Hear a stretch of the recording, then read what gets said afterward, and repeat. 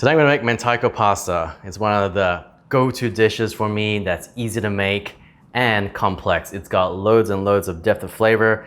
And then when people are tasting it, they say, whoa, what the hell is this? Is this pasta? Is this ramen? Is it udon? I don't know what it is. Did you mix East with West? And the answer is, yes, I did. Yes, I did. Boom, Mentaiko pasta.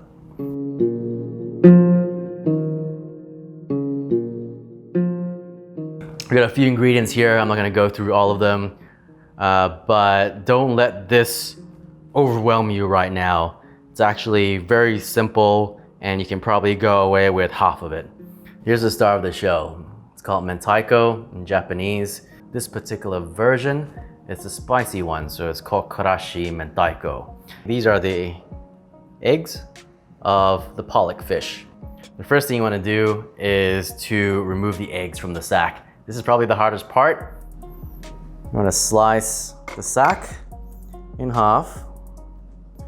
Use the back of your knife over here and just scrape the roll away from the sac. Just hold it and then scrape it forward and it should come out pretty easily if it's not frozen. What does a sack of roe taste like anyway, you might ask? Tastes like the ocean, tastes like the sea. Tastes like little tiny eggs that have been wrapped in a bit of seaweed and smacked with a fish. That's what a sack of roe tastes like, and it is gorgeous. Add a dash of Kewpie mayonnaise. Not too much, you don't want it to be creamy. Please do not use normal mayonnaise. You need only one type, and it's a Japanese type, and it's Kewpie. Sprinkle of salt, lots of pepper, seaweed salt.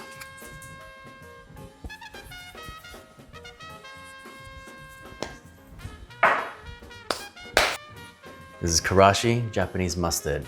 I add it to give it a little bit more oomph, a little bit more kick to this dish. Up to you how much you want to put here.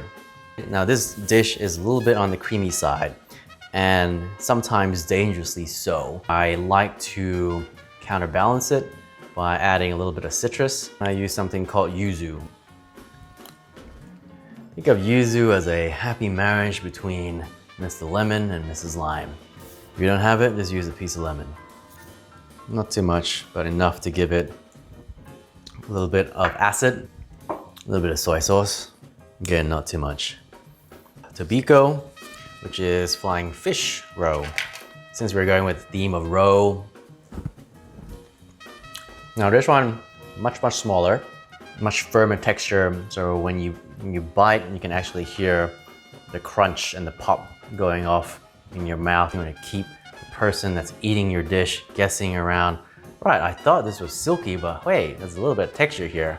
Wow, it was a little bit creamy, but then there's a little bit of citrus and acid and that's counteracting. You want them to like keep on guessing. Contrast is king. Leave the rest as garnish. Just a small palmful of furikake. And then 1 egg yolk. More Parmigiano Reggiano. But it does give it a nutty taste to your mixture. And then just give the mixture a bit of a mix. I know it doesn't look that pretty right now, but once you mix it with the noodles, it is gonna be beautiful. This can make about 2 ramen packets. I'm gonna use ramen for the noodles. These are just out of a packet. They're freshly made. I find it has a little bit more of a bite.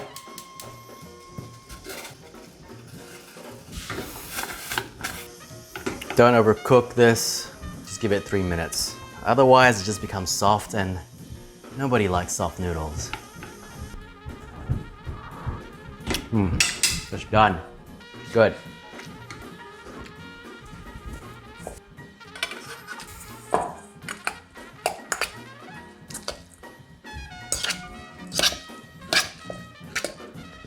I'm gonna add a bit of this crunchy seaweed.